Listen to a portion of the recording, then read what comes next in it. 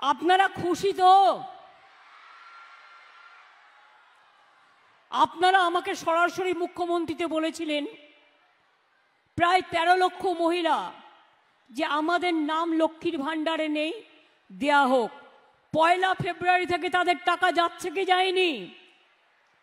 তাদের টাকা যেতে শুরু করেছে, ব্যাংকে খোঁজ নিন।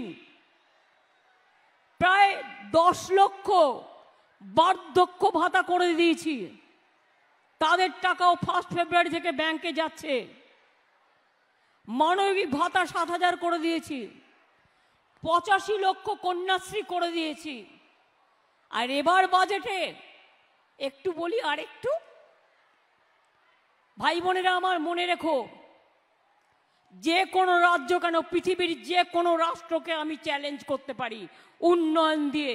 তার কারণ আমাদের সব কিছু কেড়ে নেওয়া সত্ত্বেও, আমাদের বঞ্চনা করা সত্ত্বেও, আমাদের দিল্লি আমাদের ভাতে মারা সত্ত্বেও, মনে রাখবে 1,18,000 কোটি ছাড়াও আরো মনে হয়, গোপালিকা দেখো এখন ফোন দেখছে, 1,18,000 কোটি টাকা ছাড়াও আরো কত পাবো আমরা, যেটা দেয়নি, দেওয়ার কথা ছিল। আরো 41,000 crore যেটা দেওয়ার কথা ছিল সেটাও দেয়নি। এবার যুক্ত করুন সংখ্যাটা কত হয়। আমি বলছি না, গভর্নমেন্ট অফিসাররা বলছে। দেখুন এবার কি, কই আমার লক্ষ্মীর ভাণ্ডার মা বোনেরা এসছে এখানে? কোথায় দেখি, হাত তুলুন তো। এপ্রিল মাস থেকে যারা 500 টাকা পেতেন 1,000 করে পাবেন।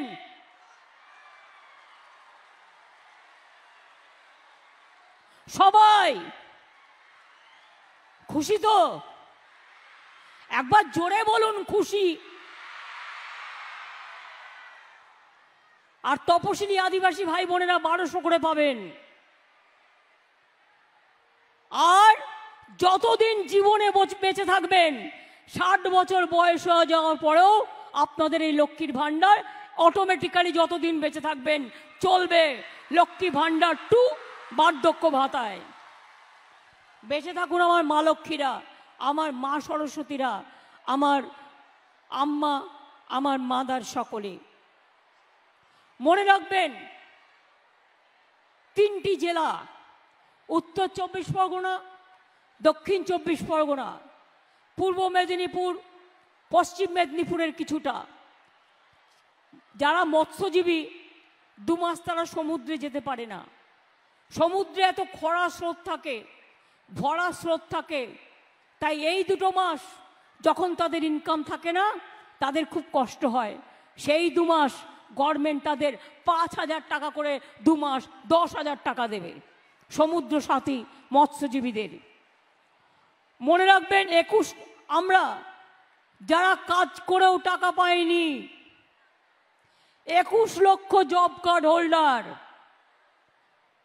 যে টাকাটা তারা পায়নি কাজ করে, সেই টাকাটা 21শে ফেব্রুয়ারি থেকে তাদের ব্যাংকে চলে যাবে।